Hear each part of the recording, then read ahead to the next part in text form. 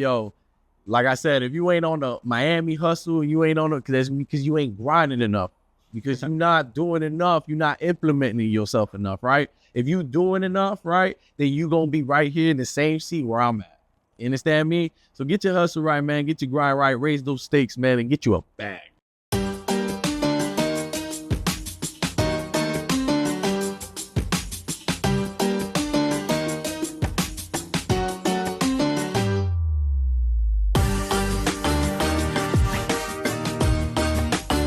Today on the Miami Hustle, we got Curly J.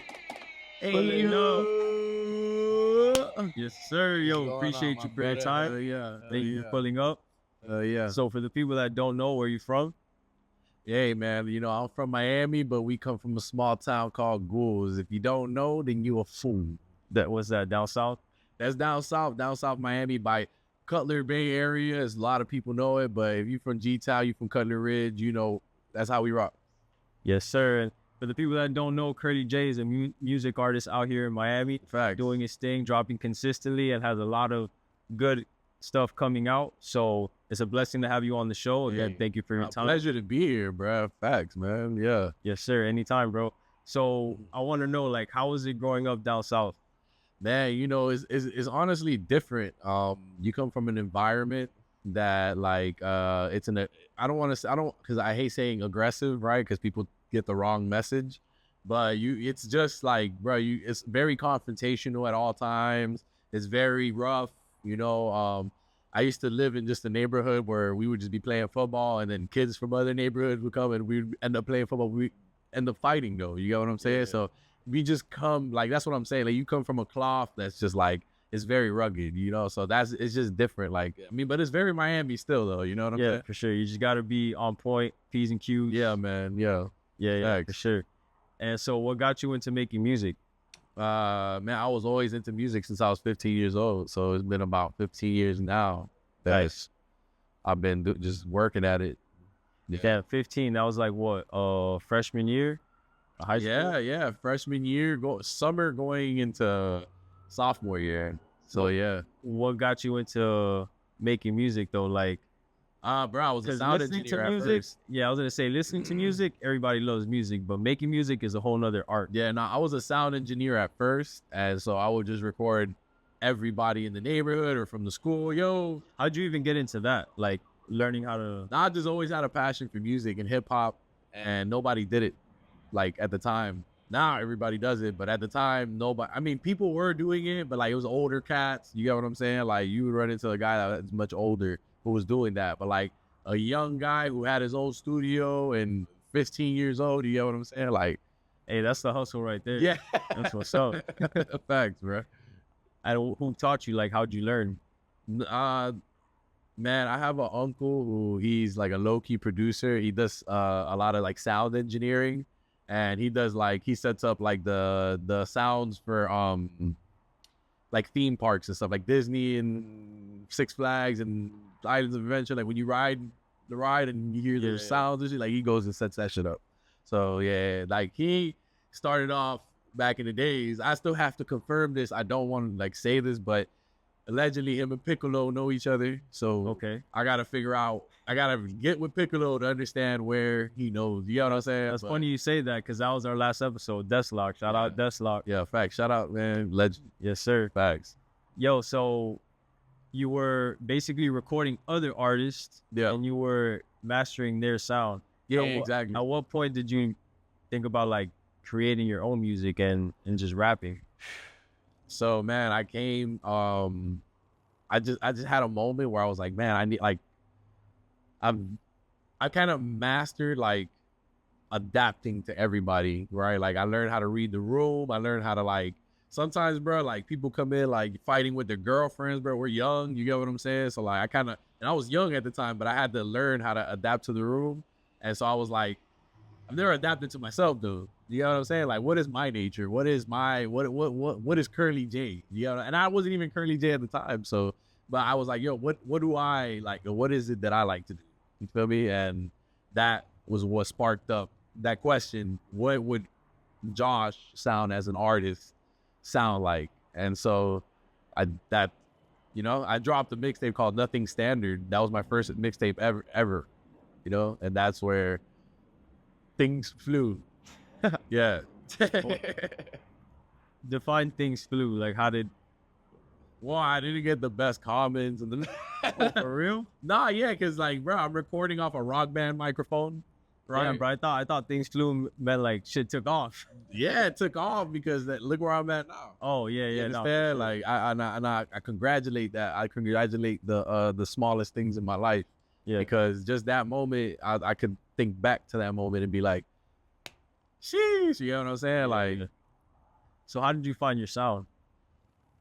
I'm still developing a lot of my sound, but finding original sound. I have this guy named Purple Genesis. At one point in my life, I always loved like boom bappy type beats, and I've always like drill. So I was like, bro, I don't know what you're gonna do, but I need this. And he was like, bro, say less. I got you. I don't know, but I'm just gonna send you some records after I work for a week or two. He sent me the records, and bro, like he created like drill.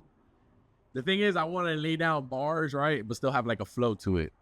And so like it goes over a lot of people's heads because it's flowy. But if you like sit back and you're like, wow, damn, like, what did he just say? So he was able. That created the sound because I don't feel like Miami ever had a drill sound. You get me? Like if a lot of people don't know, but drills like hi-hats, you know, a lot of that's what kind of makes the drill beat. And so that's what I told my boy. I was like, yo, figure it out. Miami sound. I need a jug, you know, a jug, you know, like, like jug is like a jug. You know, I need a jug and I need drill. You feel me? Yeah, that's different. That's different. Correct. And that's how that sound, Curly J, really came to be, was because I wanted that. Like, that's how I molded that. That's what's up. So when did you become Curly J? When I became Curly J, I was rapping. So in high school, we would host these huge ciphers. I went to Southridge, Miami Southridge, homeless party, side out here, but yeah. Class of 13. But we would have these huge ciphers at lunch, and like, bro, we would like, it would be so big that we would like still be piped, like going to class and shit. So I had a homie who like, me and him would go to class and we just keep rapping. Like we just be blah, blah, blah, and it was like at the one point everybody came to like some like not beef, but like, oh, you against him. Like, I want to hear y'all rap battle. Y'all always rapping friendly. Yeah. Go against each other. So Obi said some stuff, right? He was like, yo, and I have my stuff in the bud right now, bro, but if I let it go, it's a long curly mane. Like, it's so my boy, he was like, yo, look at him, curly hair, he's gay, fuck it, let's call him Curly J. Right? And everybody like in the class was, wow, right? I was like, in my head, I stopped there and I was like, that's Curly J. And even though but that was my boy, you feel me? Like, we didn't have no beef. It wasn't like that was my guy. That was my boy. All right, so that's how you got the nickname Curly J. Curly stuck with it. Correct. Yeah. So Curly J was just from a rap battle, pretty much, where the guy was trying me, and my boy, was a close friend at the time, and he just like, Hey, straight up, the most powerful thing to do is turn a negative thing into a positive. Yeah, so that's that was the best. That was the best. Exactly, that was the best thing. You know, like everybody thought it was funny, and they were like, they thought it would bring me down, but I freaking took it and encouraged it. Yeah, I love that. All right, so after you started making music, and you started, you know, dropping mixtapes, letting people know that you're out here making music now, you're a rapper, Curly J. How did you get into the business side of music, like getting the world to know who you are and getting the thing? That's like a whole nother game. Like one part is making music. Very important because I'm glad that you brought that up. Because it's very difficult. People think it's just talent, and they think it's just coming up to the microphone. And when you're an artist, right, at one point you can be like that, right? But when you're hustling and you're trying to make it out and you don't have these resources, right, it's different. I definitely gotta shout out to my boy Smiles Official, but I'll smile. Yeah, facts. But at a young age, he would take me in, and I would fly under his wing, and he would literally take me. He would like be like, yo, I was like 15, 16 years old, bro. I was club promoting, but he was like, yo, stop being on the streets. Go get you some legit money. You get what I'm saying, bro? You get a check, a W-2, get your shit right. You get what I'm saying? So I was like, damn, that's fire. And I knew a lot of people at the time. So I was like, this is perfect. You know, like I can now make money off these little promotions.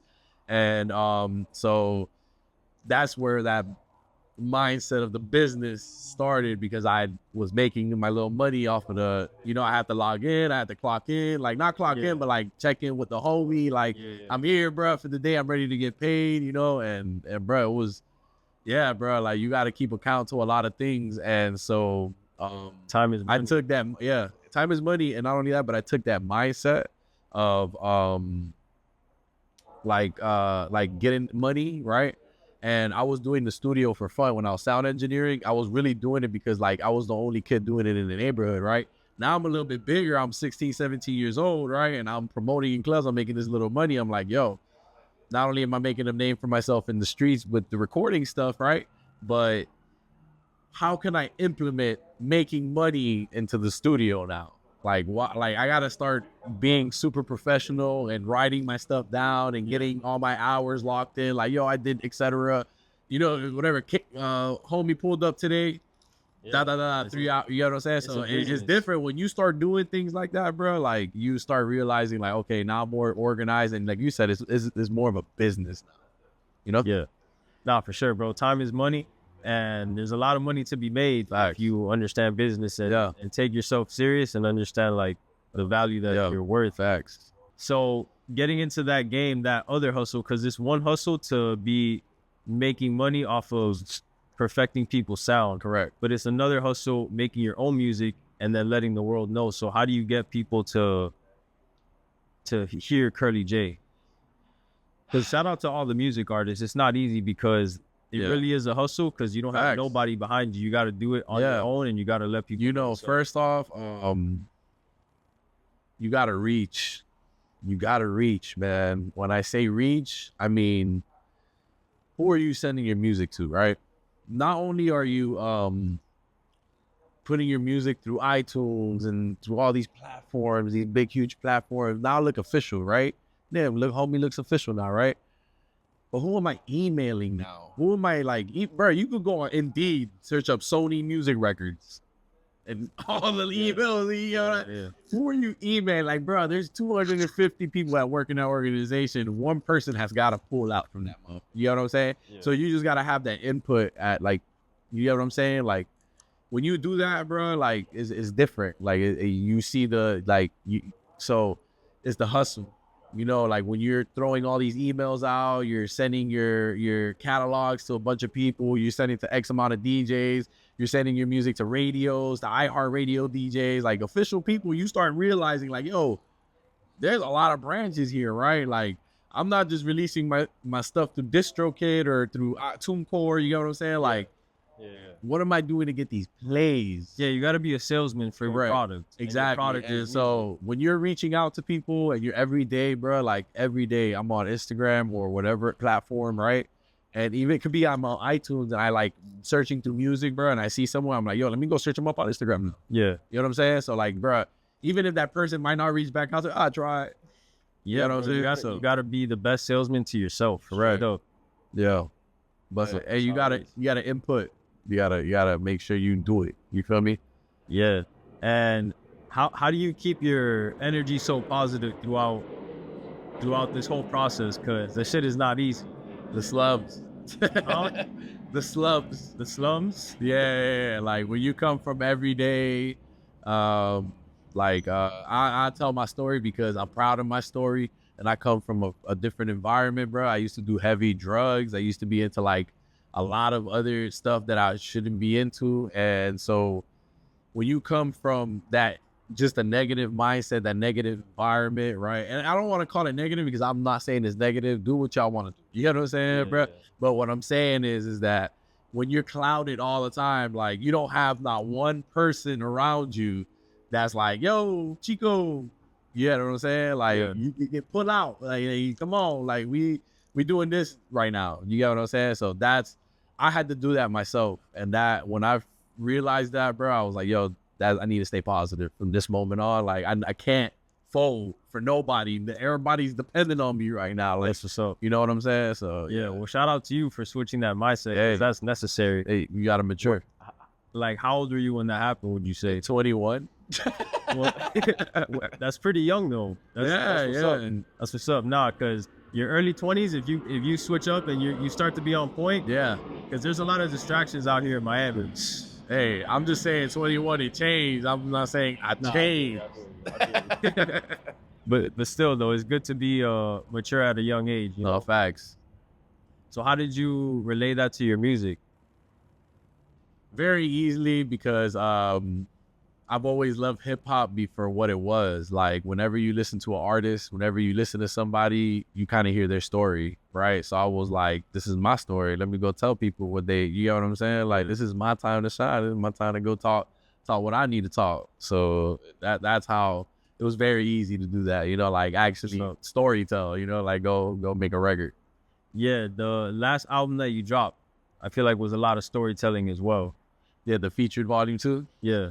I mean, you know, we did a lot of we got a lot of features on there, but we tried our best to have a different, like kind of how do I say it, a creative space. Like I didn't want to just do a drill sound. I wanted like super, what the is this? Yeah. What? Hold on. Like, no, I sent this, shout out my boy Paul. But I had to send this, when I sent this to Paul, right? Paul's a super hip hop head. Like, he likes hearing boom bap, some type of hip hop, like new hip hop. So when I sent him the featured album, I was like, yo, keep an open mind. I already knew that this was like a super creative zone, a super creative space, and it was different to what I was doing, but I needed to get records out. So the mindset of it was to throw people off. But when you get this next album, Raise the Stakes, you're going to get the, you know? That's what's up. Let's talk about Raise the Stakes. How long you been working on this one? It's been a while. It's been in the books. We got things coming together. We got features coming together. Very nice. Oh, you're still working. You're still working. Yeah. It's still in the movement, you know? Because a lot of things, I have a bunch of records. But, you know, when you live in the moment, like things change for you. You get what I'm saying? Yeah. So like things are not tasteful as what I felt from before. So now I gotta go feel organic. Yo, we need to be in the studio together, or we need to go, like, you get what I'm saying? Like I found this new beat. You get what I'm saying? So now I'm gonna resend the song. So that's where I'm at right now. I'm in the middle of finalizing everything. It's art, bro. You're mastering everything. Correct. That's what's up. How many tracks do you think it's gonna have? Between 15 and 20. Oh shit! All right, you're gonna give the people what they want. That's what's up. Yeah, it's got some great features on it. You got a release month yet? Mid-year. So maybe like January, August. Oh, maybe early September. Oh shit! All right. I mean, wait. Oh fuck no. July. He said, yeah. I was like, yeah. I was like, yeah, January. Hey, you're going to keep us guessing. Yo, hey. July, August. Y'all be ready for Raise the Stakes, man. We in this bitch, man. Yes, sir. What was the inspiration behind Raise the Stakes? Every day, bro, I wake up, like you said, with a positive mindset. I fucking hate mornings. Yo, for real? Yeah. I would think you love mornings. Correct. That's crazy. You know what I'm saying? I thought you were like the morning man. No, you got what But see, that's the contradiction. You always got a positive message every morning. Correct. And that's the contradiction. You get what I'm saying? So I'm going against myself. I'm not doing this like when I post those messages up in the morning, bro. I'm literally like kind of talking to myself, and you know, I'm literally talking to myself right in the phone. Yeah, but I'm mirroring what I need to hear for myself to motivate me to move. You know, specific. And so for a long time, I wanted to stop doing that.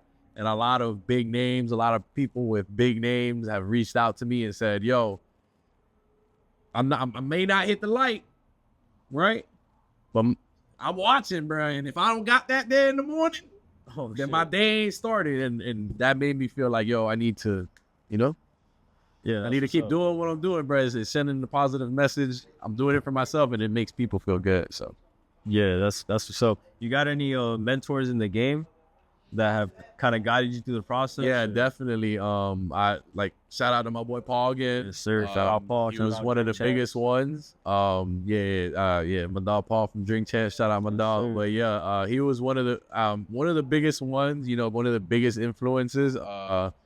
A lot of engineers too. A lot of people who have studios. Shout out to my boy Loki. Like people were like that, bro. Like I've always wanted to have my own studio, and bro, I'm just so much in motion. I got things going on that I can never just sit still, you know? So like having a studio right now is not ideal for me. When I could just, you know, run my 3 rooms or whatever, I'll do something like that. But I've been blessed to work out of some major studios, especially like my boy Loki's. Shout out to Camp David down in downtown. If you need it, come holler at your boy. But you know what I'm saying? Like being in that position, bro, where you see like Loki and a lot of other engineers and studio owners is where I was like, damn, they're motivating me. You get what I'm saying? Yeah, no, for sure. You got to be a student to the game too. Correct. Anything that you've learned from being around people like that? Yeah, shut the fuck up and just observe. Shit, just shut the fuck up and like watch what people are doing. Like not what people are doing, but like watch what's happening in the room. Watch what's like, who's meeting with who? What happened in that engagement? What happened with homie over there? What's going on right here? Why did everybody intermingle right now? What's going on? You know what I'm saying? So like when you ask all those questions, like you know, as I say, you're very aware. You know what I'm saying? Yeah. Yeah. And you become a student to the game. You know what I'm saying? Like, so shut the fuck up. And that's like the biggest thing that I learned. Just, yo, when you're in the room, like, and because I've been in the room with big celebrities, bro, like, you can't really just like, you know, fanboy, fangirl, or you know what I'm saying? So like the best thing to do if you don't want to leave, right? Like you want to look at everything and watch everything, just shut up and observe, dog. And that's my biggest message. Shut up and observe. Shut up and observe. I like that. No, yeah, for sure. You got to, again, be a student to the game. Facts. Talk less and learn more. And what about Miami as a city? Like, how has it inspired you in the music game? Miami as a city has its own culture. We're like a melting pot, right? So like, I'm Nicaraguan, but like when I talk Spanish, people think I'm Cuban. Yeah, but I'm not. You know what I'm saying? So that's like Miami. You know what I'm saying? Yeah. So like that culture, being from like when you're from here, when you're from Miami, bruh, is a lot of stuff going on. There's a lot of people who got like their own movement, clothes, business. And so when you learn like to adapt, like not adapt, but like you stop going mainstream, right? I didn't want to say that, but when you stop going mainstream and you start rocking with your people, and you're like, yo, you start showing, there's a little bit more love behind it. You get what I'm saying? So the culture of Miami is just yeah. And what do you think about Miami music nowadays? It's freaking beautiful, man. We have great artists who are like doing their lyrical stuff and showing that Miami can be bar to bar if we need to. But then we have our creatives who are like, you know, like our young guys, right? Like who like sound a little bit more Uzi Vert, a little more goth emo. You get what I'm saying? But it's still very hip hop in that. Like they're still dropping those elements of hip hop in there. And that like means the world to, especially like a guy like me. I don't really like that, but like when you just have those elements of hip hop, okay, I'm gonna rock. Yeah, no, I like your style because I respect bars always. Facts. I feel like I love the art of hip hop and the art of rap. So when people could put together stories and put together like meaningful lyrics, that with a nice beat is what matters to me. So I wanted to ask you, like, what inspires you to write, or like, what's your writing process like? I be freestyling. So I just like that's not easy. People send me beat packs, right? And I'm not a great freestyler, right? I literally start like humming. And then like things just start coming and I start flowing. And then like once I say something super significant, right? And I'm like, oh, that's different. I write it down and then I'm like, okay, I can make a song off that. I'll come back to it later. Yeah. That's how that writing process. I don't know how that works, but yeah. I mean, yo, that's just talent at that point. Yeah. That's what's up. Nah, if it just comes to you, bro, you go with it. You write that shit down. That's the important part. It was just, it felt organic. You know what I'm saying? No, definitely. And then what about the music video side of being a music artist? How does that work? Like, you know, it plays a huge role when you have like just visuals, because not only like when you have some on record, like like you have to kind of paint the picture yourself, right? But when you have visuals, you could paint the picture for everybody, and so like that speculation of what everybody had goes because you just did the visuals. You get what I'm saying? So visuals is very important to me because you can tell your story very significant. Yeah. Yo, times have changed, bro. Like back in the day compared to what it is now, it's a lot of social media. Like nowadays, anything could really pop off and take off. So how have you been able to adjust to that since you've been doing it? It's been great because I just use my positive messages in the morning. I don't care who's watching. I don't care who's looking. I don't care who's liking it. I don't care who's commenting, right? Like I said, I do it for myself. So it's just been getting the feedback. You get what I'm saying? And like I said, if I know I got these guys with these caliber names reaching back out to me like, yo, why you ain't dropped a video today? Like, what's going on?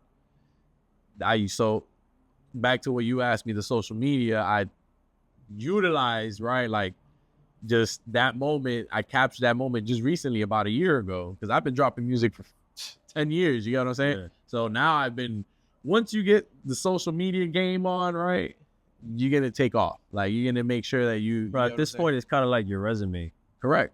So as an artist, like what's the goal for you? Like, do you want to get signed? Do you want to stay independent? Yeah, I definitely want to get signed. Major label, just to, because I've been very independent my entire life and people know I'm very autonomous. And so I want to show that it don't matter how much work you put in, at the end of the day, you need to sign that deal. And that's what's going to make you get the promotion rise, because they got the exposure. You know what I'm saying? There's a different level to the game. Like distribution. Correct. Yeah, like, like letting the world know. Correct. And, so you branch out of an element that you become a superstar. Yeah. And again, like talking about the business of music, how does one get signed or how does one even be in that room? Like, so there is no overnight celebrity.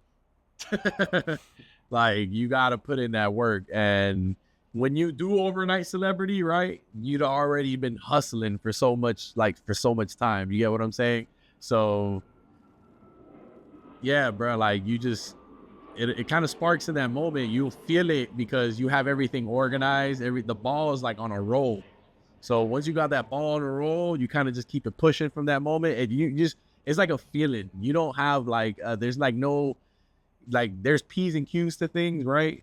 And when you got all that gathered, the ball rolls at one point. And if you can either keep rolling with the ball or you're going to get under, you know what I'm saying? You get left behind. No, facts. And how do you stay consistent? Like what drives you? Having 3 kids. I'm the shout out to the fam. Yeah, no, I'm their biggest role model. You know what I'm saying? And I've been a role model to a lot of people before them, right? And so they are like my main inspiration.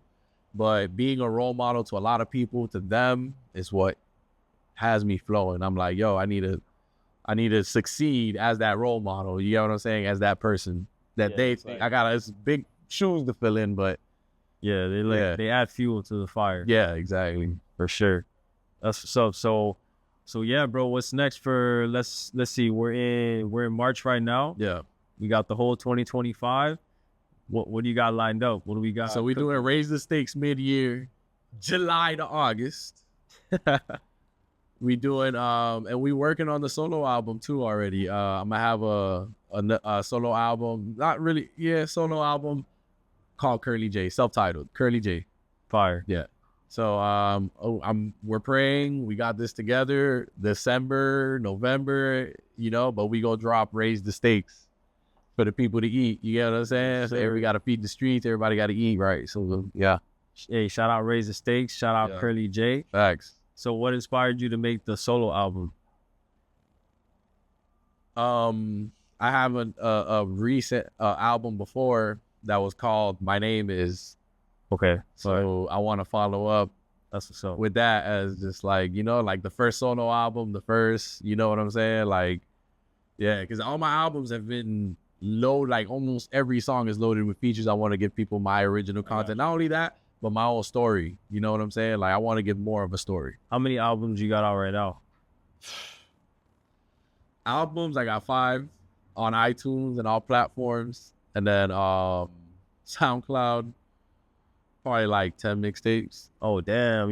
All right, that's what's up. Yeah. And then like features like with people gathered together, probably like 6 albums. Damn, bro, you've been working.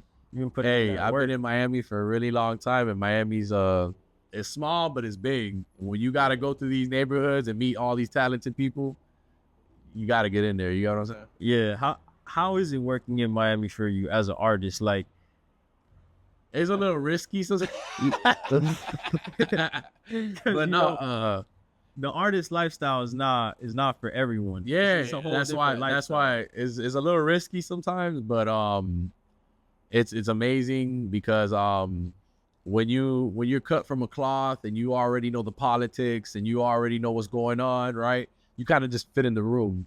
And if you could evolve and take that one moment and bring it to another moment in Miami, that's what Miami is. Like I feel like we're so ourselves, you get what I'm saying? So we bringing ourselves to ourselves, but now we here on the Miami Hustle expanding. Yes, sir. You feel me? Nah, that's really how it is though. So let me see, like you got the album coming and then you don't have a date for the solo album yet, do you? That's still working? No, yeah, it's in the works. Yeah. All right, that's what's up. So what about performances? I did a few performances this year. Shout out to Indie Ground. Shout out to everybody that put that together. Rest in peace, North, 4K Pro, Indie Ground, WVCC Radio. Shout out to everybody that put it on. And the next show coming up, bro, we're going to do it with brass balls at La Plancha. And La Plancha, where's that? So La Plancha is artists come out, they perform, and whoever the audience gravitates towards the end of the night, they win a golden iron, golden plancha. When is that? What? When is that? I have no date confirmation. Oh, okay. Yeah. But that's the next performance. Trying to tell people to pull up. You got to stay tuned. You did? Stay tuned. And what advice would you give to somebody like, let's say they're in high school right now. So maybe think about you in high school. Like what advice would you give to someone that's thinking about becoming an artist and wants to get into that game? Don't give up on your creativity. A lot of people will tell you that don't sound right. And it's what? You get what I'm saying? It's actually what sounds right. And you might be ahead of your time and you don't know. And I had a lot of people tell me that because I was recording through a rock band microphone, right? Sounded like shit, but I knew what I was wanting to do. You get what I'm saying? And so whatever creativity you got from the moment and you got from that, whatever it is, I had a rock band microphone. That's what I started with. That's crazy. Keep fucking going. You get what I'm saying? Like, don't, like that creativity that you have, just keep expanding it. It took that rock band microphone to reach the studios where I'm working at microphone. Yes. Hey, shout out to all the creatives out there. Facts. Stay creative always. Facts. How do you stay creative? Like every day, you know, you wake up and you it's an improvisement, dog. Me is like loading up a beat. You know, I have people who send me beat packs every day. So I just go, I hop on a beat, and when I'm running, I'm usually in the car all day.